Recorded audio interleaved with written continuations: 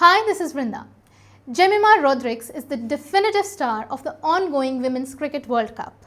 The Indian women's team pulled off a stunning victory against the Australian team in the semi-final and have qualified for the final against South Africa. Jemimah Rodrigues remained on the pitch for an unbeaten 127 runs, contributing a solid share to the 339-run target that the Australian side had set for the Indian team. Sportstar has reported that this is the first time a 300-plus total has been chased down in an ODI World Cup knockout match, men's or women's. The team's win is now being called legendary, historic, unprecedented, and the credit goes to the entire team and their coaches and staff. But this is not just about sports anymore, is it? Just 10 days ago, Jemimah was being trolled for who she is, her personal and her social life, her digital life, her gender and her religion. Just because Jemimah is vocal about her religious beliefs, she has been viciously targeted and her skill as a sportsperson was ridiculed. Those who trolled her are today writing in her praise, and this is being called a turnaround of sorts.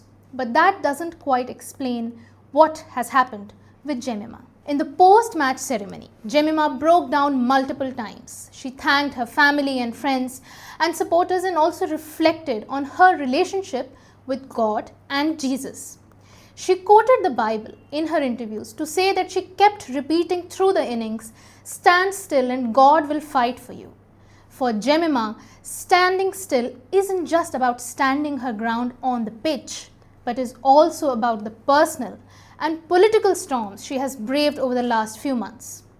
Last year, her honorary membership at the Mumbai Gymkhana Club was cancelled over unsubstantiated claims that her father was using the premises of the club for conversion purposes. Her father posted a clarification later saying that all the activities organized by him were done after taking due permission and were known to the administration of the club. The meetings were open to all and were stopped as soon as the club requested so. The arrears were also cleared, and all of this was posted by Jemimah's father, Ivan Rodrigues, on his social media and is a matter of public record. The president of the club also said that no evidence was offered for the allegations. Still, Jemimah had to face a massive backlash. Right-wing trolls were quick to attack her. Her religious identity was made a point of critique, and a vicious targeted attack was launched against her as a sportswoman. She was openly given rape threats and her family was attacked as well. She was told by trolls to give up everything and return to the kitchen. She was trolled for posting videos of her daily life online, was trolled for making reels and posting guitar jamming sessions on her Instagram. There were attempts to label her a non-serious player and critique her simply because of her religious identity as a practicing Christian and as an open, vocal girl who took to social media to express her opinions. All of this understandably took a massive toll on her mental health.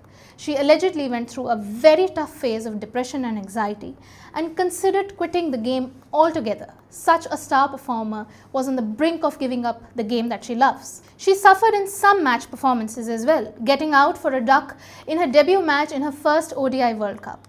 In fact, she wasn't in India's original World Cup plans and was dropped mid-tournament. Yet, she returned to the pitch against New Zealand, batting 76 not out. That was followed by her spectacular innings against Australia. Following the match, she said that "I've cried almost every day on this tour. I haven't been doing well mentally, struggling with anxiety, but I knew that I had to show up and God took care of everything." Jemimah persisted, encouraged by a supportive group of family and friends, and has been instrumental in India's victory over Australia. But think of what this incident reveals about the larger political structure within which Jemimah exists as an individual. Baseless claims sought to reduce her brilliance as a cricketer and a sportswoman to just her gender and her religious identity.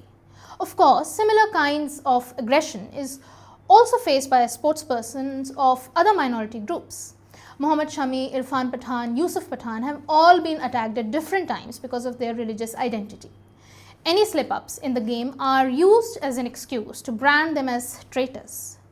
And when their religious identity isn't attacked, the women in their lives are given rape and death threats, as was seen in the case of Virat Kohli in 2021 when his infant daughter was given threats openly online. And who can forget the long, painful battle that female wrestlers of this country fought against Brij Bhushan Singh of the BJP. I can't say how many ministers and MLAs or MPs of the government in Maharashtra or at the centre came to Jemimah's defence when she was attacked and when attempts were made to break her spirit.